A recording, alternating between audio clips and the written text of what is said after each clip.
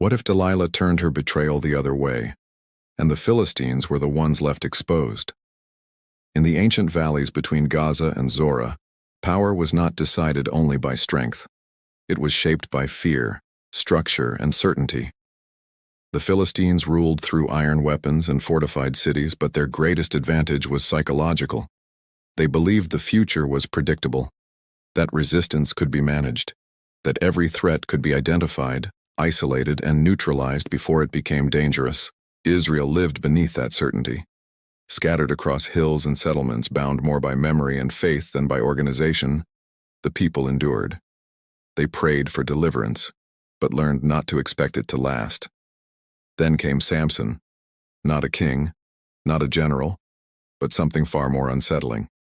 His strength humiliated armies. His attacks came without warning. To the Philistines, he was a problem to be solved. To Israel, he was hope wrapped in fear. But empires do not fall to raw power. They fall when certainty breaks. Delilah existed where certainty was supposed to hold. History remembers her as the woman who sold a secret for silver, the hand that ended a legend. But history records only visible moments. It does not preserve hesitation. It does not remember the seconds when a decision could have gone another way. And there was such a moment. When Samson revealed the truth of his strength, it did not sound like arrogance. It sounded like exhaustion, a vow imposed before he could understand it, a power he carried but never truly owned. Delilah did not hear pride, she heard isolation, a man shaped by destiny yet denied connection. In that quiet space she paused. The expected path was clear. Deliver the secret. Secure protection. Take the silver. Instead, Delilah chose silence. No message sent. No signal given. The truth stayed where it was spoken. Silence in a land ruled by fear is a dangerous weapon. The Philistine lords waited for confirmation that never came. The men they sent returned empty-handed. Night after night, nothing happened. Confidence turned into irritation. Irritation into suspicion. Plans began to fail before they were fully formed. Someone was interfering. They just did not know who. And for the first time in years, the Philistines felt something unfamiliar tightening around them. Uncertainty. The change did not announce itself with trumpets or fire. It crept in slowly, disguised as delay. Philistine commanders began questioning reports that once felt routine. Patrols returned confused, having found nothing where something should have been. Routes believed to be secure were suddenly exposed. Traps were set and left untouched, as if their target had simply vanished from the pattern everyone expected him to follow. Samson noticed before anyone else named it. The pressure he had lived under for years, the sense of being watched, anticipated, surrounded, loosened. Not disappeared, but hesitated. For the first time, the hunt felt disorganized. He moved less out of instinct and more out of choice. He waited. He observed. Strength that once erupted without warning now stayed coiled, disciplined by awareness. Delilah lived inside the danger of that hesitation. Every visit from the Philistine lords carried sharper edges. They returned with the same questions but less patience. Their certainty that she would comply began to crack, and cracks invite force. She answered carefully, feeding them confidence without substance, promising progress without proof. Each lie bought time. Each delay pushed suspicion somewhere else. But time has weight. Samson understood that her silence was not protection without cost. Trust, once extended, cannot be withdrawn without consequence.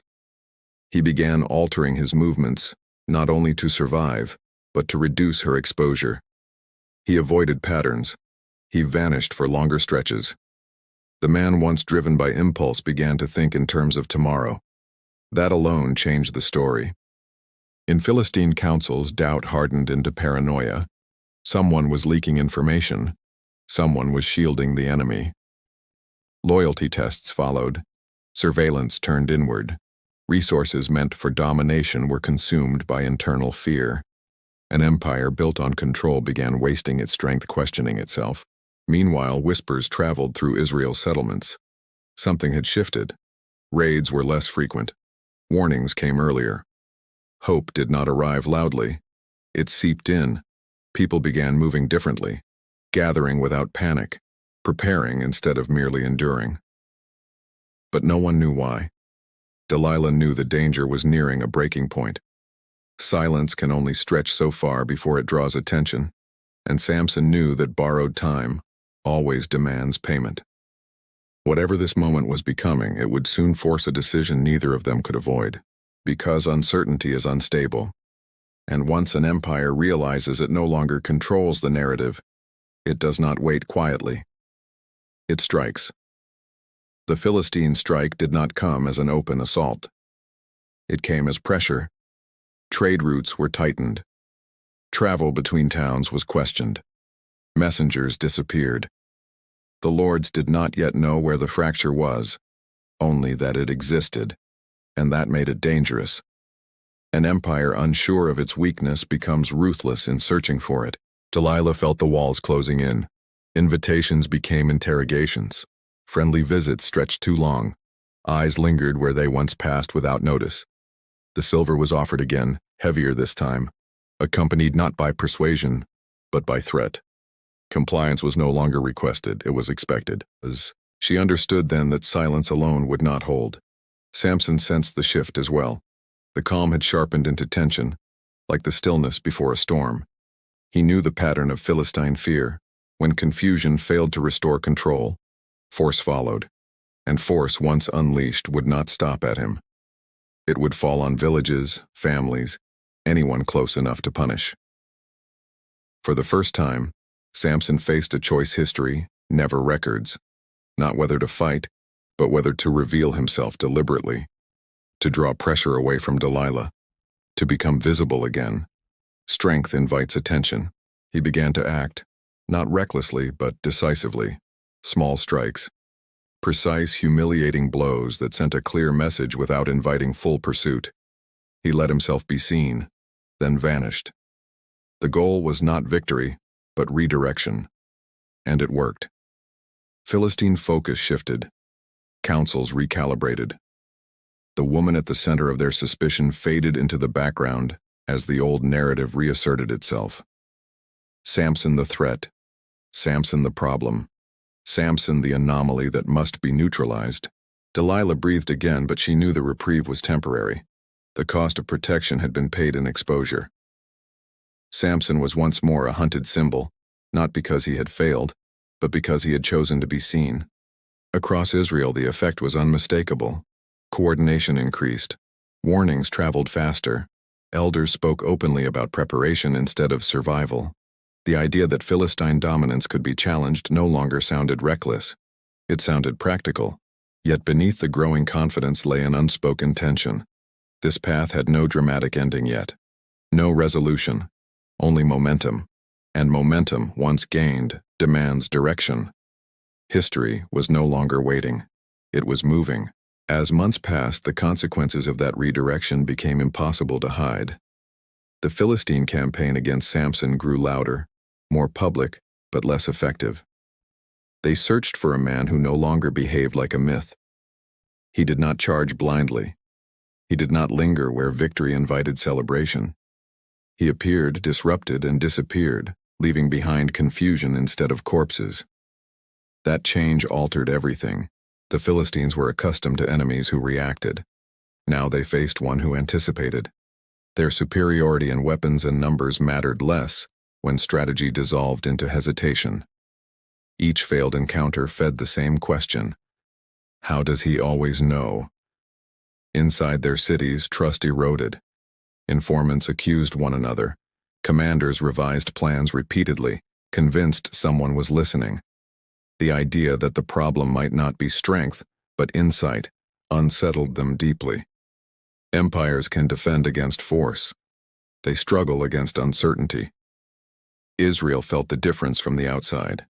The pressure that once crushed initiative weakened. Communities began coordinating beyond survival, sharing intelligence, preparing routes, storing resources. The presence of Samson no longer felt like a temporary miracle but a signal. Proof that resistance could be sustained, not just survived. Delilah remained in the background of this transformation. her role invisible by design. She moved carefully, speaking less, revealing nothing. Her value now lay in remaining ordinary. The most dangerous place to be was the center of attention.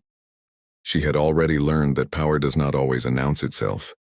Sometimes it survives by becoming unremarkable. Samson understood her silence better now. Their connection had shifted from proximity to purpose. They did not need constant contact. They needed alignment. Each understood the cost the other carried. Strength demanded exposure. Loyalty demanded invisibility. Together they held a fragile balance neither could maintain alone. Faith, too, began to change shape. Without catastrophe to explain deliverance, belief turned inward. God's presence was felt not in collapse, but in continuity. Not in punishment, but in preservation.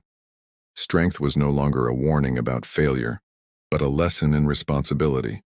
A calling guarded, not squandered. Yet history rarely allows quiet endings. The Philistine lords, cornered by doubt and embarrassed by delay, prepared a final solution. Not a trap built on seduction, but on scale. A public demonstration of dominance. If Samson could not be controlled in secret, he would be crushed in the open. They gathered forces. They drew attention. They invited confrontation. And for the first time since Delilah chose silence, the path forward narrowed to a single question. Could restraint survive spectacle? The gathering was meant to end the question once and for all. Philistine leaders called it a demonstration of order, a reminder of who still controlled the land. Troops assembled in numbers, meant to intimidate. Messengers spread word deliberately. This was not a hunt. It was a spectacle, designed to force Samson into the open where strength alone would not be enough. Samson heard before the summons reached him. The movement of armies leaves a sound long before it arrives. He understood the intent immediately. This was not about capture. It was about narrative. The Philistines needed to restore certainty, and certainty demands witnesses. For the first time, retreat was not an option. Delilah felt it as well. The silence she had maintained could not protect against an event designed to erase subtlety. If Samson appeared and fell, history would snap back into its familiar shape. If he disappeared entirely, the pressure would descend on those closest to him. The moment she had delayed for so long had finally arrived. Samson chose to appear. Not in rage, not in defiance, but with intention. He did not rush the assembled forces. He did not strike first. He allowed himself to be seen moving along the ridgeline, alone, unmistakable. Murmurs rippled through the ranks. This was the confrontation they wanted, the ending they expected, but the battle never formed the way they imagined. Instead of charging, Samson drew them outward, away from cities, away from civilians. He moved like a signal, pulling attention, stretching lines, forcing decisions. Commands overlapped. Units advanced too far. Others hesitated, unsure if this was the real engagement or another misdirection. The Philistine advantage fractured under its own weight. Small clashes erupted where coordination failed. Orders contradicted each other. Fear spread faster than discipline. What was meant to restore dominance exposed weakness instead. Samson struck only when necessary, not to annihilate, but to unbalance. Each engagement ended without closure, leaving confusion behind. From a distance, it looked like chaos. From within, it felt like collapse. Israel watched in disbelief, not at the violence but at the restraint. This was not the Samson of legend. This was something new, strength governed by purpose. The message traveled faster than any messenger. Power could be wielded without destruction. Resistance could exist without martyrdom. By nightfall, the Philistine forces withdrew, not defeated in battle but defeated in confidence. The demonstration had failed. Worse, it had revealed vulnerability to everyone watching. Delilah listened as reports spread. Not triumph, not catastrophe, something far more destabilizing. Change. Yet she knew the story was not finished. Empires do not surrender quietly. They adapt, or they harden. And the final response to humiliation is rarely subtle. As the land settled into uneasy quiet, one truth became clear. The old ending was gone. But the new one had not yet revealed itself. The Philistines retreated, but the story was far from over. They had been humbled, but not defeated. They had seen Samson's power, but only glimpsed his purpose. The momentum shifted, yes, but momentum is never a guarantee. The question that lingered was not whether Samson could resist. The question was whether he would be able to hold the ground he had gained, not by force, but by choosing restraint. And that choice left Israel standing at the edge of something greater but more dangerous. A new narrative had been born, but one that carried the same risks, the same potential for ruin. Samson had pulled the world into a different orbit. He had shown that the power to resist was not merely in the ability to destroy, but in the willingness to endure. The Philistines had been defeated in battle, but their control over Israel's fate was far from over. What would happen when the fight went beyond Samson? When it reached the very heart of Israel itself? Delilah watched from the shadows, her role still ambiguous. She was no longer the traitor, the silencer. She had become a witness to history in a way few would understand. The empire that had demanded her betrayal was now the one on the verge of collapse. But the cost of her choices remained hidden, buried in the silence between her and Samson. The tension between them had shifted. No longer was it about power alone, but about understanding. How far they were willing to go, and what they were willing to lose. They had changed the course of history, but the path ahead was shrouded in uncertainty. The Philistine response would come. It was not a question of if, but when. The echoes of Samson's restraint would be heard in their halls, and they would not wait quietly for defeat. They would adapt, and in their adaptation, they would seek something more devastating than an open war. But would it be too late? Would the choices they made now, silence, restraint, patience, be enough to hold back an empire that had never known failure? Could they maintain their fragile hold on the future they had begun to create? The new world they had forged was uncertain, fragile, and yet full of potential. They had reached the edge of something, not just a battle, but a reckoning.